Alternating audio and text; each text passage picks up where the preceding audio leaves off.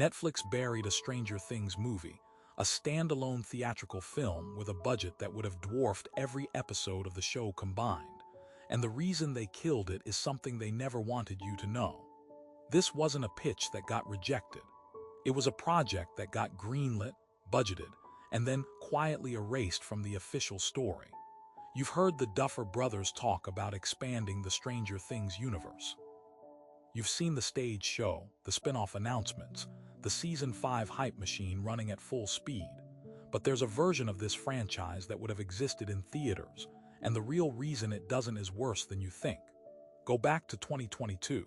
Stranger Things Season 4 has just become the most-watched English-language series in Netflix history, 1.35 billion viewing hours in its first 28 days. That number isn't a statistic. That number is leverage. The Duffer Brothers, Matt and Ross, had spent the better part of a decade turning a modestly budgeted nostalgia project into one of the most valuable IP properties on the planet. They knew it, and they started talking privately to Netflix executives about what comes next. Not just Season 5. Beyond that, a movie, a theatrical release. Something that would do what no Netflix original had done before. Move from the streaming home where it was born and land in multiplexes worldwide. The conversations were serious. Internal documents described it as a franchise expansion event. That phrase means something specific in Hollywood. It means the money is already on the table. In early 2023, the Duffer Brothers signed a deal with Netflix reported to be worth between $250 and $300 million. One of the most expensive overall deals in streaming history. That deal didn't just cover Season 5. It covered a full creative expansion of the Stranger Things universe, explicitly including theatrical content. The trade press reported it as a first-look deal, which means Netflix gets first right of refusal on anything the Duffers create. But buried in the terms, according to sources who worked adjacent to the negotiation, was language around a theatrical feature. Not a spin-off, not an anthology episode. A movie set in Hawkins, Indiana, with a runtime built for theaters, a budget discussed internally at north of $90 million, and a release window tied to the close of Season 5. The deal was signed, the framework was real, and then something happened, and it vanished from every official announcement. What happened is what always happens when a project gets too big for one desk to control. Netflix's internal structure shifted. The executives who had championed the theatrical concept, specifically those inside the film division who had been fighting for years to get Netflix originals into wide theatrical windows, lost that internal argument. The 2023 strikes froze everything. And when the industry thawed, Netflix had made a different calculation. They weren't going to let Stranger Things escape to theaters, because theaters were exactly where Netflix couldn't follow you.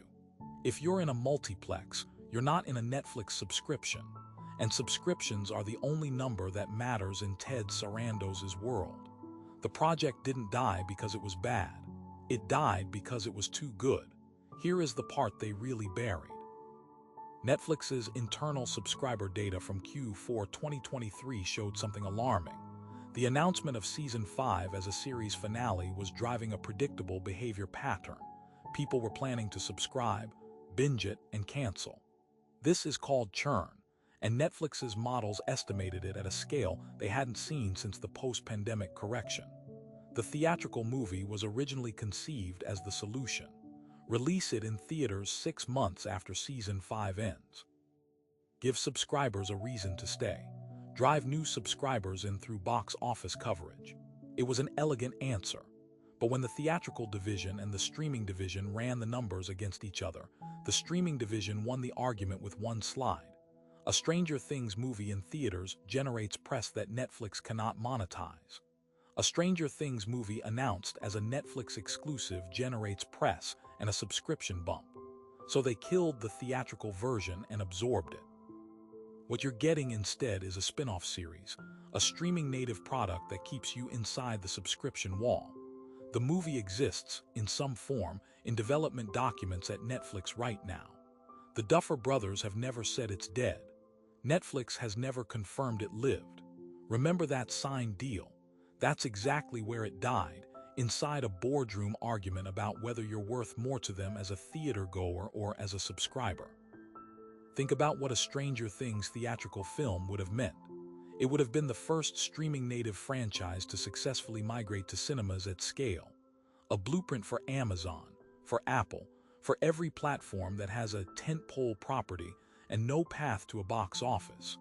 It would have proved that the audience Netflix built could cross platforms without evaporating.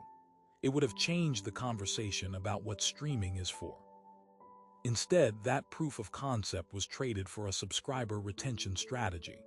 The franchise gets smaller, not bigger, and the upside down stays exactly where Netflix wants it, locked behind a paywall you'll never stop paying for. So here's the question nobody is asking. If Netflix buried the Stranger Things movie to protect subscriptions, what did Disney bury to protect theirs? Because there's a Star Wars theatrical deal that quietly disappeared around the same time, and that story is even darker.